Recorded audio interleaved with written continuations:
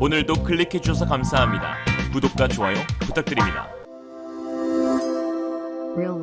중국 좌우에 배치될 핵추진 항공모함의 중국 해군 초비상 사태, 미국의 원자로 원천 기술을 한국이 갖게 되자 동북아 지갑 변동, 인도가 자국산 첫 항공모함 INS 비크란트를 내달 취역해 항모 건조 클럽에 합류할 것으로 보입니다. 인도의 항모 도입은 중국 견제, 즉 남중국해에 이어 인도양 진출 확대에 박차를 가하는 중국을 겨냥한 대응 전략인데요. 현재 인도는 남아시아와 인도양에서의 중국 영향력 확대를 저지하기 위해 총력을 다하고 있습니다. 인중 양국은 5월 판공호 난투와 6월 가랑계곡 방망이 결투 등 인도 북부 국경 분쟁지인 라다크 인근 지역에서 잇따라 충돌하면서 갈등이 깊어진 상황입니다.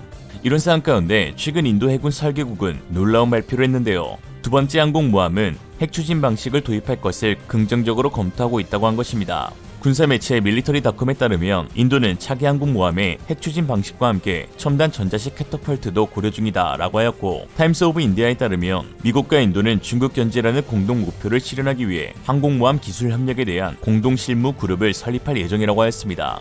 인도의 해상전력 증진에는 미국이라는 든든한 뒷배가 존재하고 있는데요. 최근에는 인도가 보유한 FA-18 슈퍼호넷을 함재기로 사용하기 위해 실시된 스키점프 실험도 미국에서 전적으로 맡아 도와주기도 하였습니다. 최근 미국은 최대 안보 위협국이 된 중국의 해상전력을 상대로 자국의 국방력을 늘리는 방식보다 동맹국들과의 협력을 통한 군사 블록화 전략을 더욱 선호하고 있습니다. 이에 오커스 안보 협의체를 통해 미국 역사상 최초로 핵잠수함 기술 이전을 호주에 건네주기도 하였죠. 이런 배경에서 미 의회 예산처는 제럴드 포드급 핵추진 항공모함의 3번함인 엔터프라이즈를 취역하고 난 후에는 추가적인 항공모함 건조 계획이 없다고 공표했습니다. 이에 미 군사매체 워 언더록은 미 해군은 항공모함과 같은 대형 함정보다 공격용 잠수함, 구축함 등의 전력을 증대할 예정이라면서 최우선 현안은 콜롬비아급 SLBM 잠수함이라고 하였습니다. 미국이 10만 톤의 포드급 엔터프라이즈함 이후로 항모의 추가 건조 계획을 사실상 백지화한 배경에는 사실 강한 자신감이 뒷받침되어 있습니다. 중국이 보유한 항공모함 기술력과 비교했을 때 더 이상의 추가 건조는 예산 낭비일 뿐, 현재 운용하고 있는 항공모함으로도 충분히 무력화시킬 수 있다는 것이죠.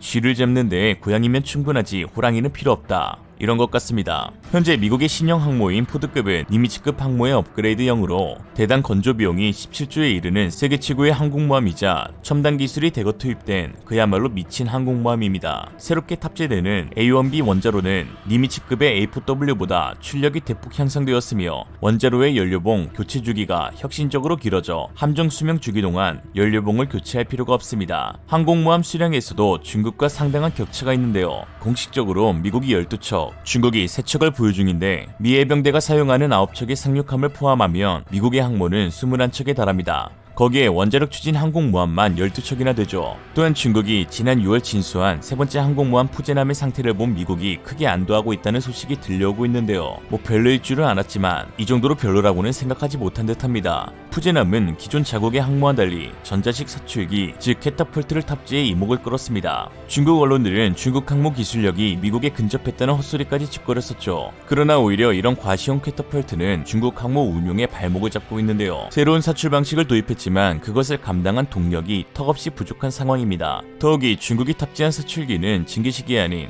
전자기식 사출기로 여기에는 엄청난 전력이 소요되는데요. 미국도 제럴드 포드급 항모를 건조하면서 전자기식 사출기를 처음으로 도입했는데 기존 A4W 원자로의 출력이 부족하다는 판단하에 700MW급의 신형 A1B 원자로로 개량했죠. 그런데 중국 푸젠함은 원자로도 아닌 증기터빈 4개와 8개의 보일러를 가동해 전기를 생산하는 통합 전기 추진 방식으로 총 생산된 전력량은 164MW밖에 되지 않습니다. 이 전력으로 85,000톤 항모를 운용하고 전자식 사출기와 각종 레이더 및 전자장비의 전력을 모두 감당한다. 어린 반푼어치도 없는 소리입니다. 드러내고 과시하기 좋아하는 중국이 결국 스스로 판 함정에 빠져버린 것이죠. 중국은 뒤늦게 깨닫고 바로 4번함인 원자력 추진 항모 건조 시기를 앞당겼습니다. 이런 상황 가운데 미국은 동맹국들과의 협력을 통해 중국을 견제하는 것이 궁극적으로 자국의 국방 예산을 효율적으로 관리하고 중국을 더욱 괴롭게 하는 것이라고 판단하고 있습니다. 마치 F-22의 생산을 중단하고 F-35를 동맹국에 수출하는 것처럼요. 특히 바이든 행정부인 민주당 정부는 늘 국방비보다 복지 예산을 늘리는 경향이 있는데요. 이번 2023년 회기연도 때에도 바이든 행정부가 책정한 국방부 예산을 미국 상원군사위원회와 하원 모두 너무 적다며 다시 증액을 요구하기도 했습니다.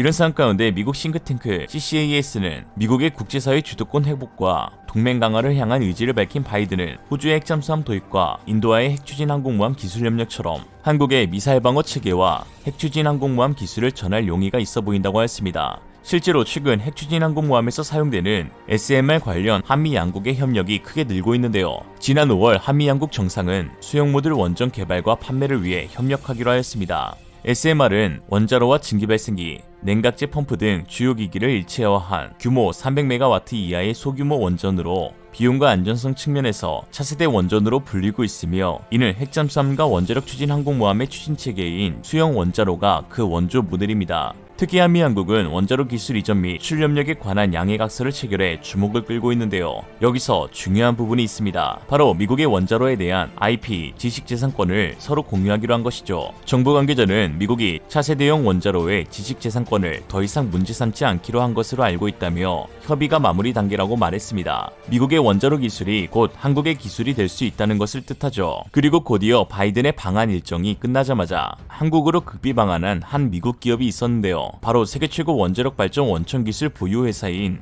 미국 웨스팅하우스, 그 임원들이 한국에 온 것입니다. 미국 웨스팅하우스는 현재 미국의 니미츠급 항공모함 10대에 탑재된 A4W 원자로와 포드급 항모에 탑재된 A1B 원자로를 독자적으로 개발한 회사입니다. 미국의 핵추진 항공모함의 원자로는 모두 웨스팅하우스에서 만들었는데 그 기업이 한국에 극비로 방한한 것이죠.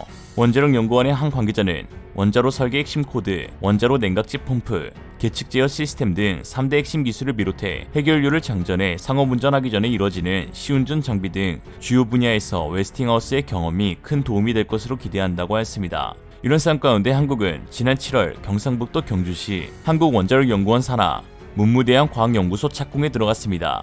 이곳에선 해양용 수용 모듈 원자로 SMR 개발을 위해 한국에서 구축 중인 다목적 수용 원자로 아라의 건설이 이루어지고 있는데요. 해양용 SMR은 대형 상선이나 쇄빙선처럼 큰 출력이 필요하고 오랜 시간 활용하는 데 특화된 SMR입니다. 상업용에서는요, 군사용으로도 접목이 가능한데 핵잠수함과 핵항공모함에 탑재되는 원자로가 해양용 SMR이라고 할 수 있습니다. 뉴욕타임스 역시 이를 주목하며 원자력 전문가들은 이 프로젝트에 한국이 오랫동안 품어온 핵잠수함 개발의 꿈을 이뤄줄 잠재력이 있다고 말한다 라고 보도했죠. 현재 한국형 항공모함 사업 수주를 놓고 국내 굴지 조선사인 대우조선해양과 현대중공업이 격돌하고 있으며, 현대중공업이 CVX 사업 개념 설계 사업자로 선정돼 관련 연구를 진행하고 있습니다. 특히 지난 18일 방사청에서는 항공모함 장비와 관련 미국 측의 FMS 신규 오퍼를 위한 실무 검토회의를 거쳐 주목을 끌고 있는데요. FMS란 미국의 대외군사 판매 방식으로 미국의 우방국과 동맹국들에 대한 대외군사 판매를 의미합니다. 구입국으로서는 방산업체들이 FMS 방식에 따라 필요한 절충기업 비용을 포함할 수 있어 정부로부터 관련 비용을 회수할 수 있고, 판매국인 미국은 자국무기체계의 핵심 기술들을 보호받을 수 있습니다. FMS 방식으로 거래되는 기술들은 당연히 기술 이전이 불가한 미국의 핵심 기술들이 대거 포함되어 있기 때문에 일각에서는 이번 한국방사청이 실무 검토를 추진하고 있는 항공모함 사업 FMS는 캐터펄트 도입을 위한 검토가 아닌가 하는 추측도 이루어지고 있습니다. 만약 한국과 미국이 중국전제라는 공통된 목표를 갖고 함께 협력해 캐터펄트를 장착한 핵추진 항공모함을 한국에 도입되게 되면 중국 군함의 배타적 경제 수역 침범을 조기에 억제할 강력한 카드로 급부상할 수 있습니다. 최근에도 중국은 이오도 인근 해역에 수시로 함정과 항공기를 보내 무력 시위를 하고 있습니다. 중국은 남중국해 문제가 어느 정도 정리되면 유엔 해양법을 무시하고 이오도 문제를 영토 분쟁화할 것입니다. 우리의 해군력 증진이 옵션이 아니라 필수인 이유죠. 막강한 해군력은 국가의 외교력을 높이고 평화를 지킬 수 있게 하는 기본 전제로, 그 가운데 최고의 현시적 억제력을 갖고 있는 항공모함은 광물자원과 해저자원이 풍부한 이어도, 그리고 일본이 호시탐탐 노리고 있는 독도 등 우리 해역의 안전과 안보를 지키는 최고의 전략자산이 될 것입니다. 그러나 일각에서는 한국의 항공모함 도입은 동북아 군사적 긴장감을 고조시킬 수 있다고 비판하는 목소리도 나오고 있습니다. 특히 중국 언론들이 한국의 핵잠수함과 항공모함 도입에 크게 반발하고 있는데요. 국내 일부 언론에서도 한국이 안보 불안감을 이용해 대규모 무기 도입으로 국제 갈등만 야기시키며 무기 장사에도 혈안이 되어 있다고 비판하기도 합니다. 그런 의미에서 아무리 미워해도 결국 용서와 배려가 우선되어야 한다는 평화주의자 간디의 명언으로 마치겠습니다. 평화주의자였던 마하트마 간디의 명언. 시진핑 개새끼. 이상으로 리얼리즘이었습니다. 여러분의 생각은 어떠신가요? 현명하고 지혜로운 여러분의 의견을 지금 댓글에 남겨주세요. 감사합니다.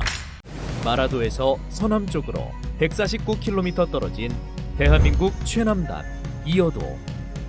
21세기 해양 강국의 꿈을 실현하는 대한민국 해양과학의 최첨단 전초기지가 바로 환상의 섬 이어도에 있습니다. 마라도에서 서남쪽으로 149km, 중국의 서산다오로부터 북동쪽으로 287km, 일본 도리시마에서 서쪽으로 276km 떨어진 섬 이어도.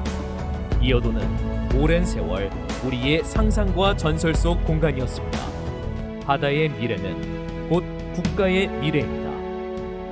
첨단 해양과학의 중추, 이어도 종합해양과학기지를 기반으로 국립해양조사원은 앞으로도 안전한 바다 구현과 해양조사 정보를 활용한 신산업 창출로 21세기 해양강국의 초석이 되겠습니다.